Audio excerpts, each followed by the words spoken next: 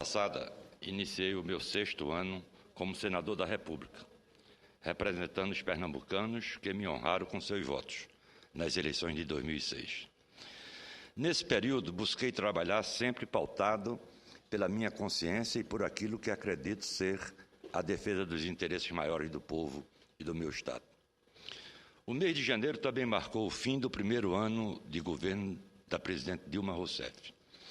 É natural que a imprensa e os agentes políticos aproveitem o momento para fazer um balanço da atuação da presidente e de seu governo. Desde o início da atual gestão, fiz questão de anunciar minha posição de independência nesta casa. E é nesta condição que passo a expor, desta tribuna, minhas impressões sobre o desempenho da atual presidente. Diferente de seu antecessor, Dilma Rousseff recebeu uma herança realmente maldita. Assumiu tendo que administrar um quadro político deteriorado. Nosso país foi transformado pelo então presidente em um enorme centrão ideológico, no qual sobram, de um lado, siglas sem conteúdo e, de outro, retóricas pseudo-esquerdistas. O que vale mesmo é a luta desenfreada pelos espaços de poder e pelas benesses decorrentes dessa ocupação, a chamada famosa boquinha, para usar uma expressão que o povo entende muito bem. Apesar desse cenário desestimulante, a presidente foi percebida pela maioria esmagadora dos brasileiros, inclusive por este orador, como uma pessoa bem intencionada, que exerceria o mandato com sobriedade necessária para manter os fundamentos macroeconômicos traçados nas últimas décadas, que permitiram ao Brasil derrubar a inflação, impedir a má gestão dos recursos públicos, colocando o país no caminho de um desenvolvimento sustentável. Nessa linha, considero positivas as iniciativas da Presidente da República de reconhecer publicamente a importância e as contribuições do ex-presidente Fernando Henrique Cardoso para o Brasil de hoje. Outra área que merecia um registro positivo era a da política externa, em que se vislumbrou uma mudança iniciada com a troca de um chanceler comprometido ideologicamente por outro de perfil mais profissional. O Brasil, finalmente, adotou um posicionamento firme com relação ao regime radical do Irã. Frisei que essa área merecia elogios, porque na última semana tudo mudou.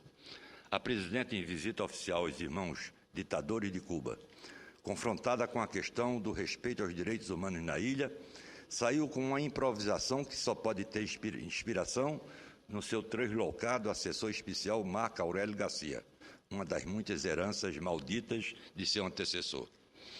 Para defender a feroz repressão do regime a seus opositores, comparou a ditadura cubana aos Estados Unidos em um discurso raso, de perfil ideológico, anacrônico e indigno de uma presidente que representa um país que até pouco tinha a tradição de independência em políticas de corrupção. Apesar de afirmar que é avessa à corrupção, não admitir os malfeitos, Dilma continua a conviver com a corrupção desenfreada em seu governo. Exemplo disso é a recente descoberta de que o diretor da Casa da Moeda, homem da confiança do todo-poderoso ministro da Fazenda Guido Mantega, movimenta contas em paraísos fiscais que chegam à casa dos milhões de dólares. O diretor se demitiu, já o seu padrinho poderoso mantém um silêncio, faz de conta que nada aconteceu. Certamente irá seguir o exemplo de seu correligionário Fernando Pimentel e, candidamente, tentará explicar o inexplicável, pois para que ministros engordem suas contas bancárias e continuem no governo, basta que sejam petistas. Todos são demissíveis, se flagrados pela imprensa, menos os integrantes do Partido dos Trabalhadores, que gozam da complacência sem limites da chefe. No campo político, os resultados, ao final do primeiro ano de governo, são ainda piores. A presidente perdeu a oportunidade de estabelecer um novo patamar nas relações políticas em nosso país, ao não propor e nem mesmo incentivar a aprovação de uma reforma política, aproveitando de seus altos índices de popularidade. Preferiu a saída mais fácil, adotando a fórmula do antecessor, reduziu suas relações com o Congresso, ao antigo toma lá da cá. Governa por meio do conchavo. Mantém uma base de apoio fisiológica, apoiada unicamente na ocupação de cargos públicos com objetivos inconfessáveis. Neste quadro deteriorado de nossa política, incentivado pela ocupante do Executivo, se vê de tudo. Não existe a soma de esforços e a troca de ideias em busca de um objetivo comum. A capacidade técnica é desconsiderada na distribuição dos cargos. O que realmente vale é o poder de barganha do padrinho político. O que impera é a promiscuidade e o escândalo. A chantagem, antes restrita aos bastidores, hoje é feita às claras por meio da mídia. Cada um defende o seu quinhão, neste verdadeiro loteamento em que se transformou o governo brasileiro.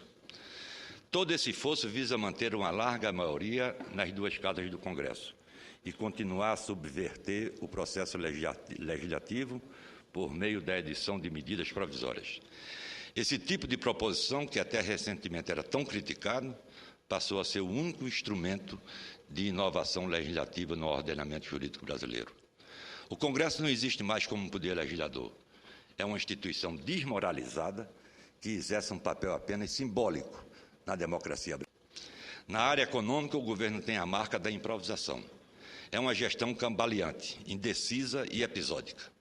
Não há um planejamento consistente para enfrentar uma crise que não é nova. Desde 2008, a Europa e os Estados Unidos vêm buscando alternativas para superar as imensas dificuldades impostas pelo excesso de liquidez dos mercados, que culminou com a crise imobiliária americana. O governo brasileiro, beneficiado pelo crescimento mundial da primeira metade da década, usa seus resultados positivos apenas como peça publicitária e não aproveita o momento de bonança para estabelecer fundamentos sólidos em nossa economia, que pressupõem a reforma fiscal e a trabalhista, indispensáveis a um crescimento sustentável. O resultado, senhoras senadoras e senhores senadores, o resultado da soma desse excesso de otimismo e de imprevidência é o que começamos a viver a partir desse momento.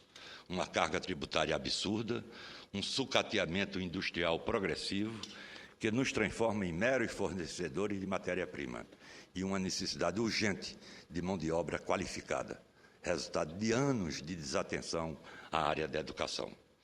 Qual é a resposta do governo para essa situação? A improvisação. Exemplo disso são as recentes decisões do governo no que se refere à política industrial, particularmente quanto ao importante setor automotivo. Para enfrentar a perda de competitividade das montadoras instaladas no país, a solução mais fácil foi taxar as importações, esquecendo que as maiores importadoras são as próprias montadoras nacionais. Por que isso acontece? Porque não há planejamento. A jornalista Miriam Leitão, em sua coluna em O Globo do último dia 5, definiu bem a situação. Abre aspas. Elevar barreiras, quebrar acordos, distribuir dinheiro barato e desconto nos impostos. Eu pedia só um minuto, presidente. Elevar barreiras, quebrar acordo, distribuir o dinheiro barato e descontos nos impostos é o que fazia no Brasil pequeno, fechado e pouco sofisticado dos anos 70. Não é possível que 4 décadas depois só saiam dos ministérios de Brasília exatamente as mesmas propostas. Moderno é entender a lógica da integração das cadeias produtivas pelos países para tirar maior proveito delas, apostar nas vocações, incentivar a inovação, investir pesadamente em educação, retirar os obstáculos que reduzem a produtividade e competitividade na economia como um todo.